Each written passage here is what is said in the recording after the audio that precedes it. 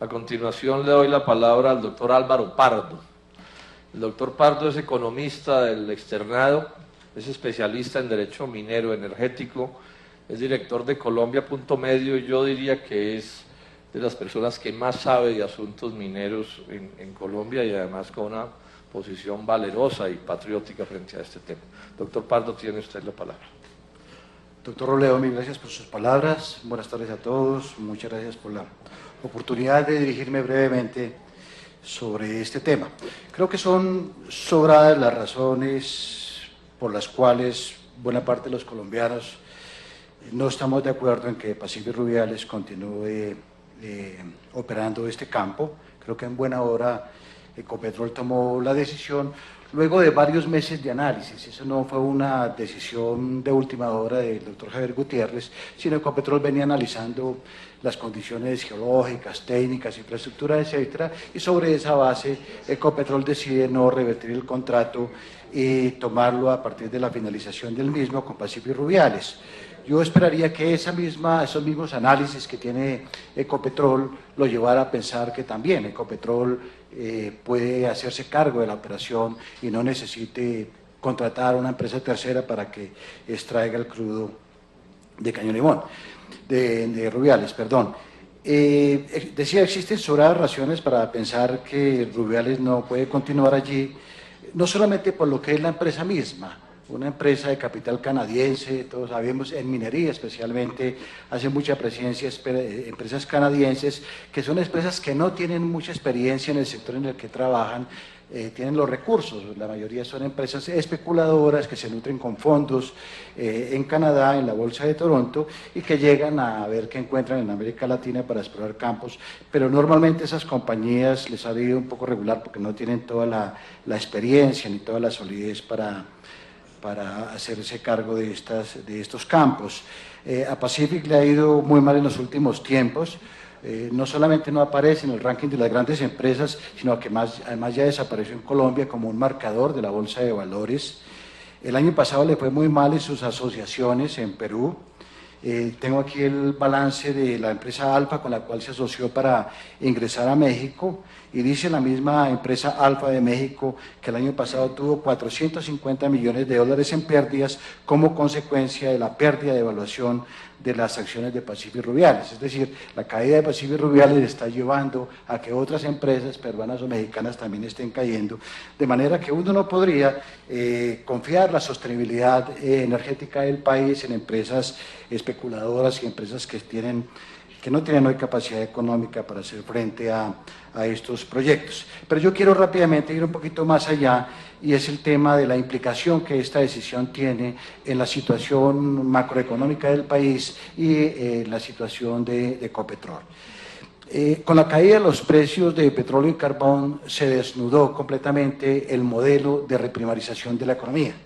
Esa caída nos mostró que realmente estábamos viviendo una bonanza ficticia y la muestra está en que se tuvo que reducir en 80 billones de pesos los recursos para financiar el Plan Nacional de Desarrollo del actual gobierno, ¿cierto? Estamos en serios aprietos fiscales. La semana pasada el doctor Cárdenas mencionó que el servicio de la deuda externa del país, que asciende hoy a 90.000 millones de dólares, de los cuales la mitad son deuda externa de la pública, estaba creciendo al ritmo de 2 billones anuales por efecto de la devaluación del peso. Estamos frente a una devaluación acelerada, con problemas ya de inflación, con unos sectores reales postrados como consecuencia de la reprimarización de la economía. Ahí están las cifras del sector industrial y del sector de la agricultura, de manera que el país en esta crisis no tiene de qué agarrarse y las consecuencias y el apretón del cinturón pues va a ser lamentable hacia adelante. Y eso fue porque en ese modelo de reprimarización empezamos a depender demasiado de los bienes primarios, especialmente del petróleo. Entonces tenemos esta situación fiscal precaria, pero también tenemos un tema en la parte externa gravísima y es la déficit gigantesco que ya hay en nuestra balanza comercial. Siguen las importaciones superando de lejos a las exportaciones y por otro lado tenemos casi que una salida masiva de capitales ya casi de 12.000 millones de dólares a septiembre del año pasado. Son capitales que llegaron al país, que ahora están saliendo juntos con sus utilidades y nos están abriendo un hueco gigantesco en la cuenta corriente de la balanza de pagos. Entonces, cualquier decisión que tenga que tomar el país en materia de petróleo tenía que tener en consideración esos dos temas: el impacto de la industria del petróleo en los recursos fiscales de la nación y en la balanza externa del país. Y por otro lado está el tema de Ecopetrol. Ecopetrol, siguiendo el mismo ejemplo de Brasil, de Venezuela y de México, la empresa estatal más importante del país fue tomada como la caja menor de los gobiernos. De ahí las crisis que tengan esas compañías en esos países. En Colombia no lo fue menos. Ecopetrol fue prácticamente la caja menor del gobierno nacional en los últimos años, y la implicación directa de esto es una reducción muy significativa en los gastos en exploración. Y en petróleos, si no hay exploración, simplemente no hay reservas, no hay petróleo hacia futuro. Y el país está abocado a una pérdida de su autosostenibilidad a la vuelta de 6.5 años.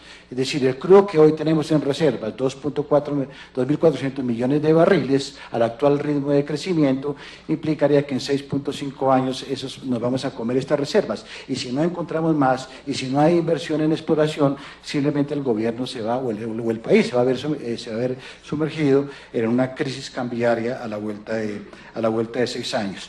Entonces, en ese contexto, miremos ahora sí Pacífico Rubiales. Obviamente, repito, enhorabuena la decisión de Ecopetrol, y aquí hago una aclaración: fue una decisión de Javier Gutiérrez, y no, como informaron hoy algunos medios de comunicación, que habría sido la primera decisión muy importante de Juan Carlos Echeverry. Por el contrario, creo que con Juan Carlos Echeverry el futuro de la empresa no es muy clara, y ahí nos convoca a nosotros los colombianos tener una decisión muy fuerte de defensa de la principal empresa pública del país, Ecopetrol, que le genera al Estado tantos dividendos como le generan impuestos de renta a todas las demás privadas que hay en el país, incluso lo supera según las cifras del Ministerio de Hacienda. Entonces, con respecto a Ecopetrol, lo que nos convoca es la defensa de esta compañía, porque obviamente, si es una caja menor y el país sigue con problemas fiscales, pues obviamente el gobierno nacional y la tríada neoliberal que hoy acompaña al gobierno nacional desde el Ministerio de Hacienda, el Ministerio de Minas y la presidencia de Ecopetrol, pues obviamente su salida más fácil es echarle de mano a Ecopetrol y salir a vender el 80-90% que le queda.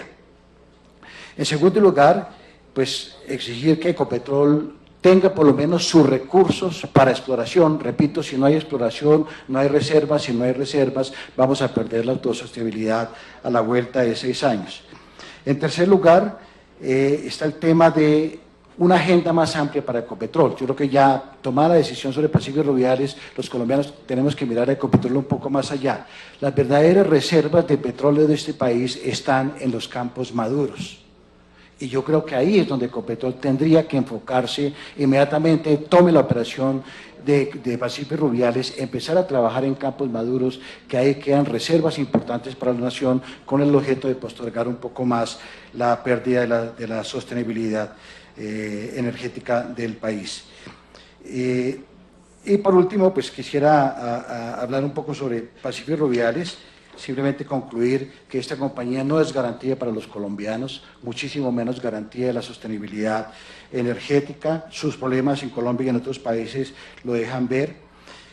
Su propuesta de tecnología START no tenía, digamos, la corroboración científica, y sobre eso hubo varios documentos de la Contraloría General, porque entre otros temas hay uno que me gustaría muchísimo que los ingenieros de petróleo, no soy ingeniero de petróleo, pero sí me gustaría salir de esa duda. En esos campos donde se hacen estos temas de una implosión interna, se fractura la roca, hay una recuperación más grande de crudo, pero el crudo remanente, que puede ser incluso del 80%, el que queda en el yacimiento, se fosiliza con la combustión, y ese crudo nunca va a salir de ahí.